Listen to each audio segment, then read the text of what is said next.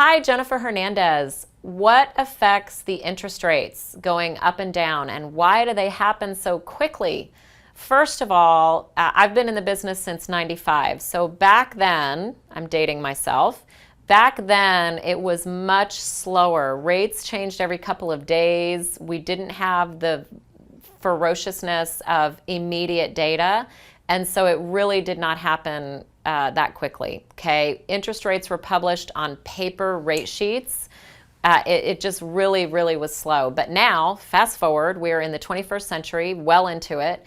Everything is real time. The minute that Wall Street is changing, I can tell you that all the investors around the country, they put a freeze. We get notices and alerts and text and everything else. It says everything is suspended. The new rates will be out shortly. And everyone's waiting with bated breath. Are they going to go up? Are they going to go down? What's happening? Usually we can tell by what's going on in the market. So without getting too intricate, I just want to give you the bullet point.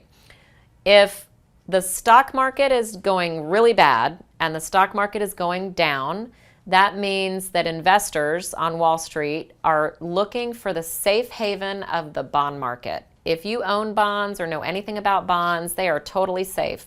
The return, the yield, the return is really low, but it's constant, right? Bonds are the buying and purchasing of debt so that companies and schools and public entities can do business and have money, right? So those are what bonds are. So when stock market's tanking and someone is tweeting or someone is saying something on Facebook, it gets out immediately. Investors worry and they take their money out of stocks and they literally go dump it into bonds. And they're like, we're going to go buy bonds for a while. It literally happens just like that. And so it's instantaneous. And so when more people are buying bonds, then the yield or the interest rate goes down.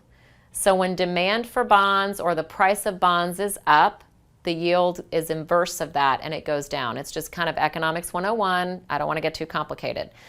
On the reverse side, if the stock market is doing great and there's economic news that the average people in the country are earning higher wages and unemployment is low and the country is rocking and everything is great, stock is up, investors feel good again, and they take the money from the bonds and they go dump it in the stock market. It literally happens just like that. So then the interest rates will go up because there's not the demand of bonds anymore. So that's the relationship. So if there's good news in the economy, rates are up.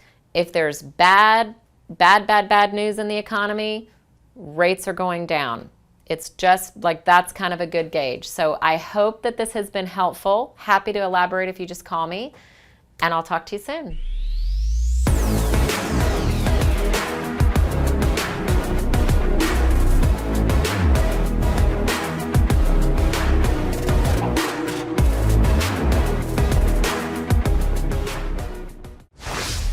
Legacy Mutual Mortgage is an equal housing opportunity lender. The opinions expressed here do not reflect those of Legacy Mutual Mortgage.